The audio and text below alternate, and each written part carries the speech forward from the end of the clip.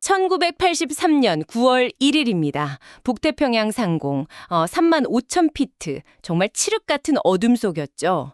그때 소련 요격기 조종사가 아주 째문 보고를 남깁니다. 목표물 격추됨. 근데 그 목표물, 적국의 정찰기가 아니었습니다. 뉴욕을 떠나 서울로 오던 대한항공 007편 탑승했던 269명 전원이 사망한 사건이죠. 오늘 우리는 당신이 보내준 그 방대한 자료들, 사건 보고서, 조종사 인터뷰, 그리고 ICAO, 국제민간항공기구의 최종 보고서까지 전부 펼쳐놓고 지난 40년간 봉인됐던 딱 하나의 질문을 파고들 겁니다. 바로 이 질문이죠. 소련은 대한항공 007편이 민항기인 줄 알고도 격추했을까? 네, 이 질문을 두고 정말 지난 40년간 거대한 두 개의 이야기가 팽팽하게 맞서왔습니다. 하나는 이게 다 정교하게 설계된 함정이었다, 즉 고의 격추라는 관점이고요. 다른 하나는 그 냉전 시대의 광기가 빚어낸 어처구니 없는 비극적 실수였다, 바로 오인 격추라는 관점입니다. 오늘 우리는 블랙박스 데이터 같은 과학적 증거들이 이 두 이야기를 어떻게 지지하고 또 어떻게 무너뜨리는지 한번 끝까지 따라가 보려 합니다. 좋습니다. 그럼 먼저 의심의 설계도부터 펼쳐보죠. 이 사건이 고의적인 함정이었을 가능성. 일단 소련의 공식 입장은 처음부터 끝까지 실수였다, 이거였잖아요. 그렇죠. 어두워서 정찰기인 줄 알았다, 오인 격추다, 이거였죠. 근데 이상해요.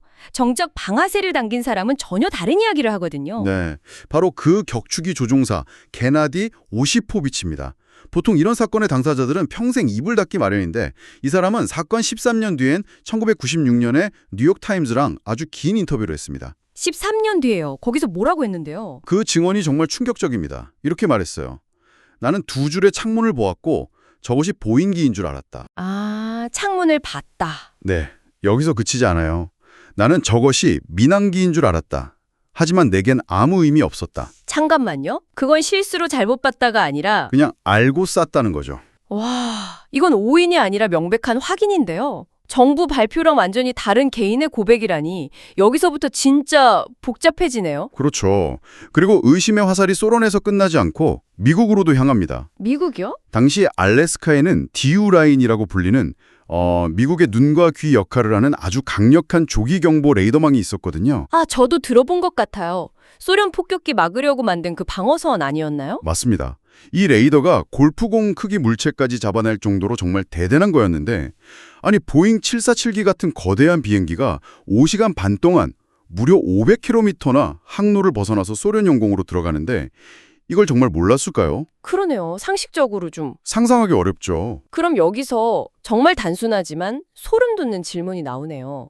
미 공군은 대체 왜 경고하지 않았을까? 바로 그 지점 때문에 일부 분석가들은 이게 민항기를 미끼로 쓴 미국의 스파이 작전이었다고 주장하는 겁니다. 미끼요? 네, 소련 방공망이 어떻게 반응하는지 그 시스템을 파악하려고 269명의 목숨을 그냥 미끼로 던졌다는 주장인 거죠. 와, 너무 비정한 얘기지만 그리고 이 우연한 항로 이탈은 또 다른 너무 많은 우연들과 기묘하게 겹칩니다. 특히 이 비행기에는 아주 특별한 승객이 타고 있었어요. 특별한 승객이요? 네, 레리 맥도날드라는 미 하원 의원입니다. 어떤 인물이었길래? 이 사람이 그냥 평범한 의원이 아니었어요.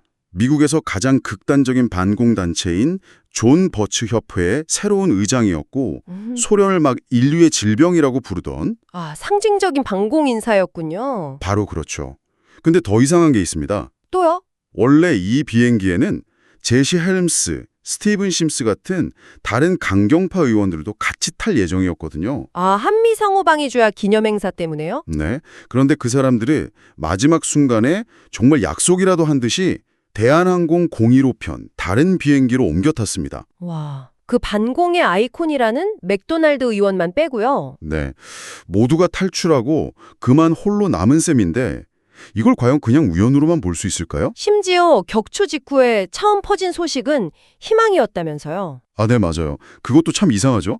CIA랑 한국 정부가 초기 브리핑에서 비행기가 사흘 이내 무사히 착륙했다고 발표를 해버린 겁니다. 아니, 왜 그런 발표를 한 거죠? 일본 마이니치 신문 보도를 인용한 거였는데 몇 시간 만에 오보로 밝혀졌죠. 음모론은 이걸 의도적인 역정보였다고 봐요. 역정보요. 네. 작전이 실패하니까 시간을 벌기 위해서 일부러 가짜 희망을 퍼뜨렸다는 주장입니다. 자, 잠시만요. 격추범의 고백, 미국의 침묵, 특별한 승객, 그리고 가짜 희망까지. 이렇게 증거들만 놓고 보면 정말 거대한 음모가 있는 것 같지 않습니까? 그렇죠. 269명의 죽음, 핵전쟁 위기, 이 거대한 비극의 원인이 만약에 조종사가 스위치 하나 잘못 눌러서 벌어진 일이다. 당신이라면 이걸 쉽게 받아들일 수 있겠어요? 솔직히 쉽지 않죠. 뭔가 더 큰 이유가 있을 거라고 생각하게 될 것 같아요. 바로 그겁니다. 우리 뇌는 거대한 결과에는 거대한 원인이 있을 거라고 믿고 싶어하는 경향이 있거든요. 심리학에선 이걸 비례성 편향이라고 부릅니다. 아, 비례성 편향. 네, 어쩌면 우리도 지금 미국의 거대한 음모 같은 거대한 이야기를 사실은 원하고 있는 건 아닐까 한번 생각해 볼 필요가 있다는 거죠. 흥미로운 지적이네요. 그럼 이제부터 우리가 혹했던 그 증거들을 동전 뒤집듯이 한번 냉철하게 검증해 볼 시간이군요. 맞습니다. 먼저 알고도 쐈다는 음모론의 가장 강력한 기둥, 그 오시포비치의 증언부터 다시 보죠. 이 증언은 신뢰도에 좀 심각한 문제가 있습니다. 어떤 문제죠? 말이 계속 바뀌어요. 누구랑 인터뷰하느냐에 따라서. 아, 일관성이 없다. 네. 1991년 러시아 언론에는 민항기인 줄 몰랐다고 했다가 같은 해 한국 언론에는 민항기인 줄 알았다고 말을 바꿉니다.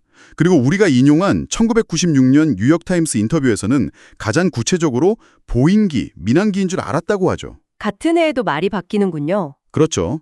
증거로 채택되긴 좀 어렵습니다. 물리적으로는 가능했을까요? 그 두 줄의 창문을 봤다는 게요? ICAO 보고서를 보면 현장은 달빛도 거의 없는 칠흑 같은 어둠이었습니다. 그런 상황에서 150m 밖 비행기 창문을 식별했다. 이건 가능성이 매우 낮죠. 게다가 당시 소련 조종사들은 외국 민항기습변 훈련 자체를 안 받았어요. 그 사람들 눈에는 오직 적군 아니면 아군만 있었던 겁니다. 그럼 대체 왜 말을 바꿨을까요? 이건 진실의 고백이라기보다는 뭐랄까 군인으로서의 자존심을 지키려는 논리일 가능성이 커요. 자존심이요? 나는 민항교도 구분 못한 멍청이가 아니다. 다 알았지만 군인으로서 명령을 따랐을 뿐이다. 이렇게 자신을 방어하는 게 훨씬 명예로우니까요. 오시포비치의 기억은 믿기 어렵다. 좋습니다. 하지만 우리에겐 기억보다 훨씬 더 정확한 증거가 있죠. 10년 만에 공개된 블랙박스요. 이 기록은 미국 스파이설에 대해 뭐라고 말하나요? 정면으로 반박합니다. 먼저 조종실 음성 기록, CVR부터 들어보면요.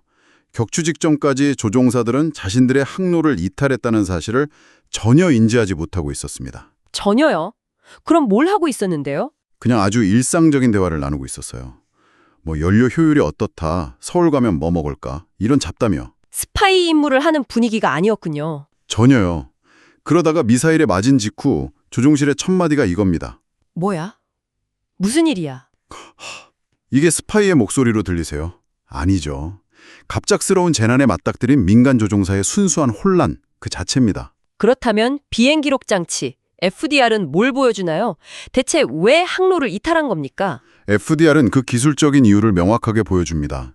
ICAO의 결론은 오토파일럿 모드 설정 오류예요. 설정 오류요? 네.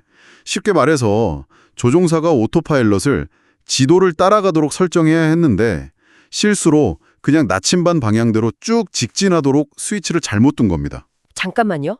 아니, 베테랑 조종사들이 5시간 넘게 그런 치명적인 실수를 눈치채지 못했다는 게 가능한가요? 경고등 같은 건 없었습니까? 바로 그게 이 비극의 핵심입니다. 아주 좋은 질문이에요. 조종사들은 실제로는 엉뚱한 것으로 알고 있었지만 조종석 화면에는 마치 정상 항로를 가는 것처럼 표시됐을 가능성이 높습니다. 아, 계기판이 속였다. 네, 일종의 시스템 버그였던 거죠.